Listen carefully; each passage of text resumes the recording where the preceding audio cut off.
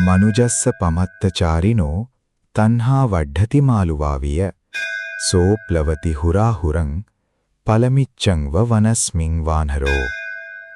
පින්වත් ධර්ම ශ්‍රවණලාභී හිතවතුනි, මේ උදාර ධර්ම සභාවේදී අද අප සිහිපත් කරගත්තු ඒ උතුම් බුදු වදනේ සරල අර්ථය වෙන්නේ ප්‍රමාදව සිහියෙන් තොරව ජීවත්වන මිනිසයාගේ තණ්හාව වනයේහි වැවෙන මාළුවා වැලක් මෙන් දිනෙන් දින වර්ධනය වේ.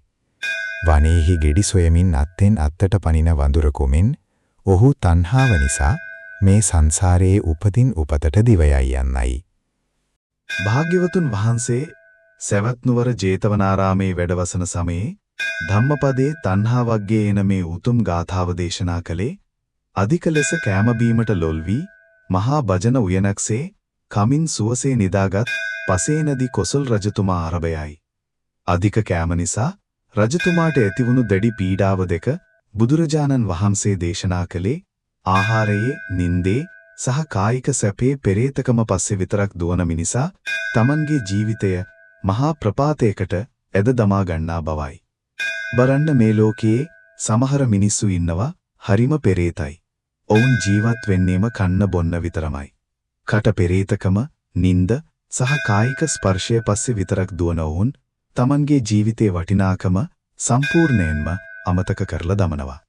අපේ වර්තමාන සමාජයේ දිහා බැලුවොත් මේ පෙරේතකම තවත් පැහැදිලි වෙනවා. කෑමක් නිකන් ලැබෙනවා නම් නැත්තම් වෙන කෙනෙකුගේ මුදලින් ලැබෙනවා නම් සමහර මිනිස්සු බඩ පැලෙනකන් ශරීරයට දරා ගන්න බැරි තරමට කනවා. හැබැයි පුදුම දේ කියන්නේ අන්න ඒ වගේ අය තමන්ගේ මහන්සි මුදලින් තමන්ගේ සල්ලි වලින් ටොෆියක්වත් සල්ලි දීලා කන්න කැමති නැහැ. මොකද කෑමට වඩා ඔවුන්ගේ හිත ඇතුලේ තමන්ගේ මුදලට තියෙන ලෝභකම සහ තණ්හාව මහා ඉහළින් රජ කරන නිසායි. නමුත් බුද්ධිමත්ව සිතන්න. අපි මොනතරම් මිල අධික රසවත් කෑමක් කෑවත් ඒ රසයේ තියෙන දිව උඩ තියෙන තප්පර කිහිපය විතරයි.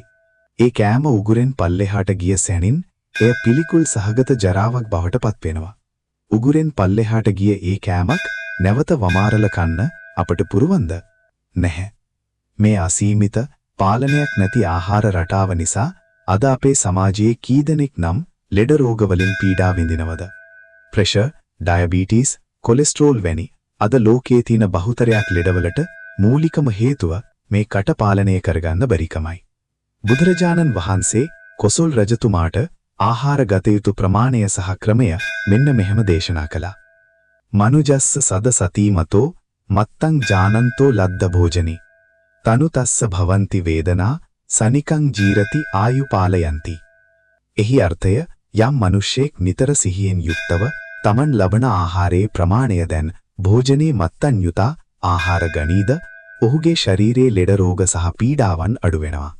ආහාරය පහසුවෙන් ජීර්ණය වෙනවා. ආයුෂ රැකෙනවා කියයි. උන්වහන්සේ වදාලේ බඩ පිරෙන්නම කන්නේ නැතුව තව බත් පිඩු 4-5ක් කන්න තියෙද්දි කෑම නවත්වා වතුර වීදුරුවක් බොන්න කියයි. ධර්මයේ හැටියට මේ ජීවිතේ කෑමට මේ තරම් පෙරේතකම් කරන මිනිස්සුන්ගේ පසුගිය ආත්මය මොකක් වෙන්න ඇද්ද? ඔවුන් පසුගිය ආත්මවල තදබල මසුරුකමින්, ලෝභකමින් ජීවත් වෙලා කෑමක් බීමක් දන්නෝදී කුසගින්නේ හිටපු අයයි. ඒ වගේම මේ ජීවිතේදීත් කෑමට පෙරේතකම් කරමින්, අනුන්ගේ දේ බලෙන් උදුරා කමින්, බඩජාරී ලෙස හැසිරෙන මිනිස්සු මීළඟ ආත්මයේදී උපදින්නේ പ്രേත ලෝකයේ මහා බඩවල් තියෙන නමුත් කෑම කන්න බැරි සිහින් උගුරු සිදුරු තියෙන සදාකාලික කුසදින්නෙන් පෙළෙන പ്രേතයන් වෙලයි. සංයුක්ත නිකායේ එන පුත්තමංස සූත්‍රයේදී බුදුරජාණන් වහන්සේ මහා භයානක හැඟීම්බර උපමාවක් දේශනා කරනවා. මහා කතරක් මැද අතරමං වුණු මව්පියන් දෙදෙනෙක් තමන්ගේ පණවැනි එකම පුත්‍රයා මිය ගියාට පස්සේ ඒ කතරින් එතර වෙන්න වෙන ක්‍රමයක් නැති නිසා හඬමින් වැළපෙමින් ඒ පුතාගේ මස් කනවා.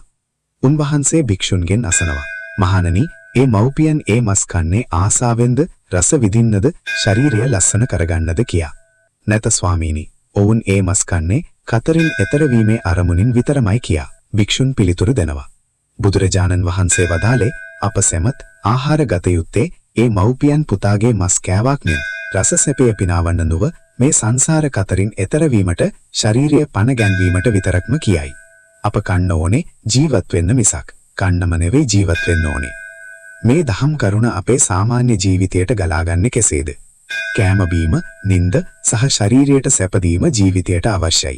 නමුත් ඒ తాවකාලික රසයන්ට සහ නිකම් ලැබෙන දෙයට පමණක් වහල් වී ඒවාට පෙරේතකම් කරමින් ජීවත් වීමෙන් සිදුවන්නේ අපේ මනස තවත් පිරිහෙන එක විතරයි.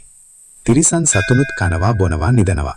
මිනිසෙක් වීමේ උතුම් අරමුණ ඉන්ද්‍රයන් පාලනය කරගෙන හිත ඇතුලෙන් සැබෑ ආධ්‍යාත්මික නිදහස සහ සැනසීම ළඟා කර ගැනීමයි. සැමට බුදු සරණයි. මම අප්පච්චි